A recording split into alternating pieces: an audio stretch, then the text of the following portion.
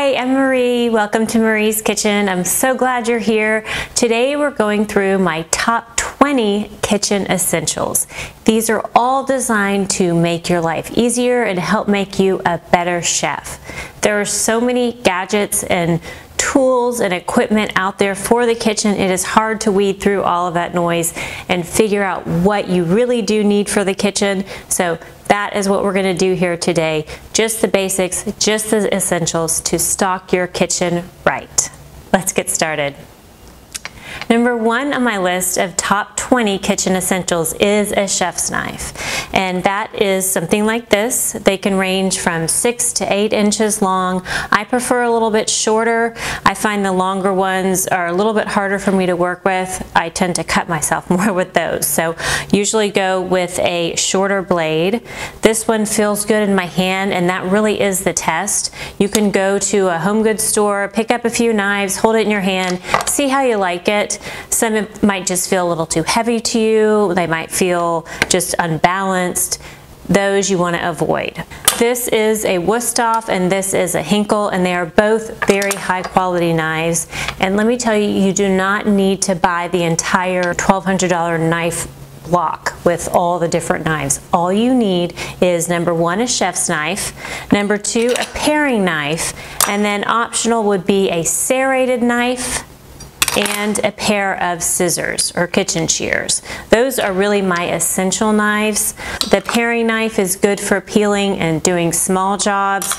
The serrated knife is great for cutting bread or things with thicker skin. And the shears are just so handy to have around. Sometimes I cut a pizza with them. I'll cut through fish skin with them. And these in particular are great because they detach and are easy to clean and sharpen, but then you can just hook it back together and goes back in your drawer. Number two on my list of top kitchen essentials are graters. And I have two graters here that I really love. The first one is a handheld grater, and it's got nice big holes, so this is great for bigger shredded cheese. I like it rather than the big box grater, which is hard to clean and hard to store. So I much prefer a handheld grater like this one. Just slides right in the drawer and you have it when you need it. The other type of grater I love is a microplane grater, and you can see this has very small holes. This is for zesting lemon or lime, getting a little Parmesan cheese, something you want more finely grated, nutmeg maybe, so lots of things that you can use this for. Again, very easy to store, slide that in the drawer and you'll have it when you need it. Number three on the list of kitchen essentials is a ladle, and I have an assortment of ladles here. These are, I believe, from either Ace Restaurant Supply or Amazon. They're great tools. This one especially, it has a pouring spout here, so you can scoop up whatever you're scooping and then pour it right into the bowl. Very easy to pour. This one doesn't have the pouring spout, so it's a little bit harder to pour, but this one works as well for, you know, big chunky sauces or stews.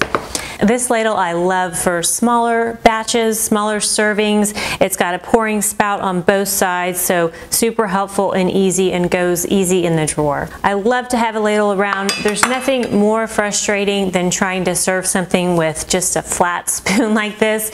You can't get all the, you know, broth or juice or everything that you want to scoop up. So have a ladle in your kitchen for that. Number four on my list of kitchen essentials is a garlic press and peeler. I love these items. If you're a home cook, a busy mom, these are going to be some of your favorite tools in the kitchen.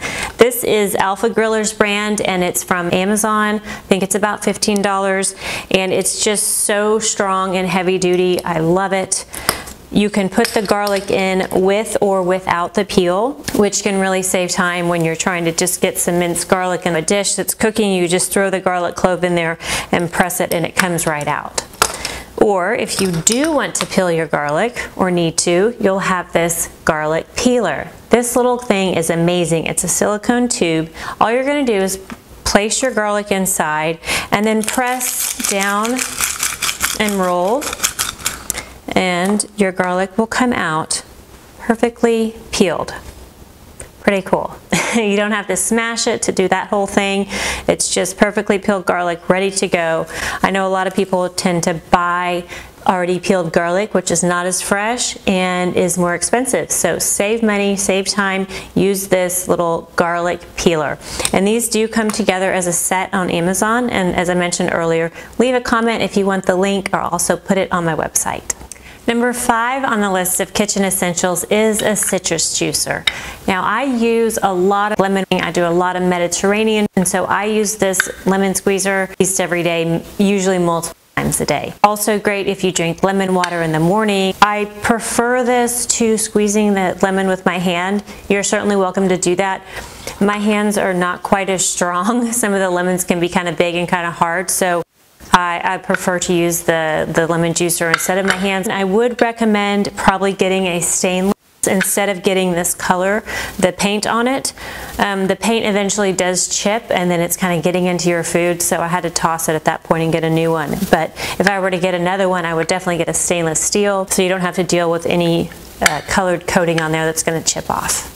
Number 6 on the list of kitchen essentials is not a zucchini, is a peeler, a veggie peeler. You probably already have one of these, but it is an essential. I use it, of course, for peeling veggies, but also I want to show you a trick. If you like to eat zoodles instead of pasta, like zucchini noodles, and you don't have a spiralizer, you can use this peeler, and then you have this big bunch of wonderful zucchini to serve as a side dish or serve with a pasta sauce.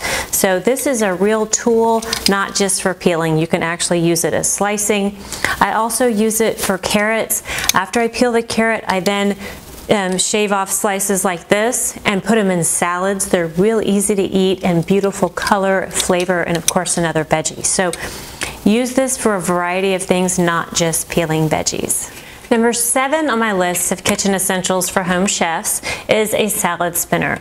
And this is my favorite for drying any kind of greens or herbs. And I do that a lot. I make a lot of Caesar salad, and so when I chop up the romaine, you want to rinse it and then be able to wash it.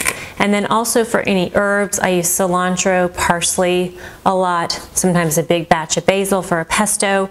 You can rinse the herbs, and instead of having to dry them individually, throw them in this salad spinner, pop the lid on, and then it's got a pumping mechanism that just spins the inside. Then you can push this button here to stop it. One thing to remember is once you spin it the first time, take this basket out and pour off any water that's collected in the bottom. Otherwise, you're just going to be spinning the water around again and getting the herbs or lettuce all wet again. So pour off that water, put this back in, and give it another spin. Okay, number 8 on the list of kitchen essentials is spatulas, and I have an assortment here. If someone's saying spatula, they could be talking about a spatula like this, or a silicone spatula like this. And really you want a few of both. The silicone spatula is going to be great for baking, folding, scraping up, anything like that. So silicone spatulas are great, and shameless plug here, these are my Food Pun spatulas, and they are so fun. If you need a new silicone spatula, get yourself one of these. As far as other spatulas, this is a plastic spatula, which is what you need for nonstick surfaces. If you're flipping an egg or making an omelet, you're going to want something like this so it's not going to scratch the nonstick surface. I have a metal spatula, which is great for cookies or other things that are not on a nonstick surface. Often if I roast veggies, I'll use this to kind of flip everything and move it around.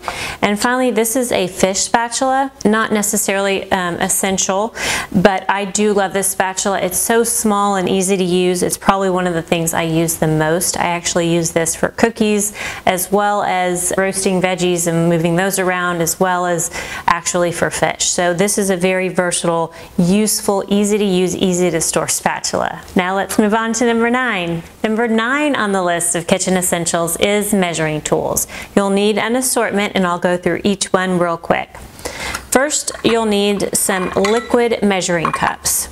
This one here is probably my favorite. It's a 1 cup Pyrex measuring cup. It's It's nice and small. The measurements are easy to read and easy to see. It's a good quality, it can go in the microwave, so a good Pyrex measuring cup is great to have. A 2-cup measuring cup is also great. Maybe they come in a set and you'll have a little bigger one if you need it. The only problem with this one here is you can see some of the writing is coming off, which kind of makes it not as helpful. But I've had this forever, so they do last a good long time.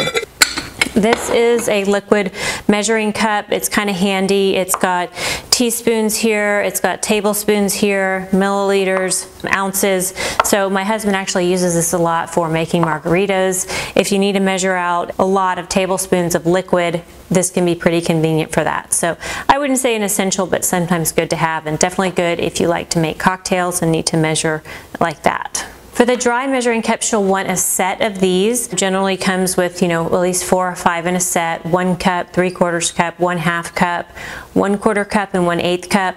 Also a 1/3 cup and 2/3 are also good. So if you can get a 7-piece set with all of those, it's great to have. I prefer metal. Sometimes they get in the dishwasher, and if you have plastic, they can warp. I like that this has an engraved measuring lines and writing here. Sometimes on the plastic measuring cups where it's written on, that wipes off after multiple uses, and again, not so helpful if you don't know what the size is of the cup you're using. So I do prefer metal with it kind of engraved on there so you can see it. Now, as far as measuring small quantities, we have measuring spoons. These are several different types. We have plastic measuring spoons, which are fine, but again, you might have the problem of this either wiping off or it getting warped in a hot dishwasher. So ideally, metal is better. This one is kind of neat because it does have a round side here and then a thinner oval here. The oval is better for reaching into spice jars. Sometimes the round head won't fit, especially for the larger measurements like a tablespoon or 1/2 tablespoon. So if you can find a measuring spoon with a longer, thinner spoon here, it is better for reaching in spice jars and getting out measurements of that. Otherwise, again, the metal with the engraved measurement on there is great, and I usually get at least 2 sets. I'm always misplacing, and there's nothing more frustrating when you need a 1/2 teaspoon and can't find one. So I do have multiple sets, but really just 1 set is all you need if you're better at keeping track than I am. All right, number 10 on the list of kitchen essentials is a cutting board, or probably at least 2 cutting boards. And I'm going to show you a few different varieties here to think about. I use the plastic cutting board for raw meats, because I can then just pop this right in the dishwasher. It fits in easily and it gets a nice hot, sterilized clean. Also, once it's clean, I use it for really juicy fruits like watermelon or mango, other melons. It has this groove here along the side that will catch all those juices rather than just spilling onto the floor. So I do recommend a plastic cutting board, and these are very affordable. Otherwise, just an all cutting board. If you're wanting to go a more affordable route, this is a bamboo cutting board that I got on Amazon. I use it so much. It's very lightweight, which makes it easy to pick up and dust off or rinse off very easily. A lot of cutting boards that they sell are these really giant wood cutting boards, and that to me is just so impractical. You can't pick it up to wash it. You can hardly pick it up, and it takes up so much room on your counter. My preference is definitely for a little bit smaller cutting board, but still big enough to where you can fit anything on here, from sandwiches, quesadillas, pizzas, vegetables. You don't want something real small that's not going to fit. As another option, we have a bamboo wood cutting board here with a groove around it. That again will catch juices, which can be good for cutting cooked meats. Another bamboo cutting board, which is very affordable. This one is a booze block, which is a high quality cutting board and one that I really like. It's a nice size, it feels good, it's sturdy, it's high quality, and this one will last for a long time. So if you do want to make a little bit more expensive investment, or if you got a birthday coming up, a booze block cutting board is a great investment. The last one I'll show you here is a bread cutting board, and I believe this may have even come with my serrated knife. I really love it for bread. A nice crusty loaf of bread fits very well on here. It's easy to set out on the table, and you can just cut your bread right there. You can also use this as a small charcuterie or cheese board. So this is actually pretty functional and looks very nice as a serving piece.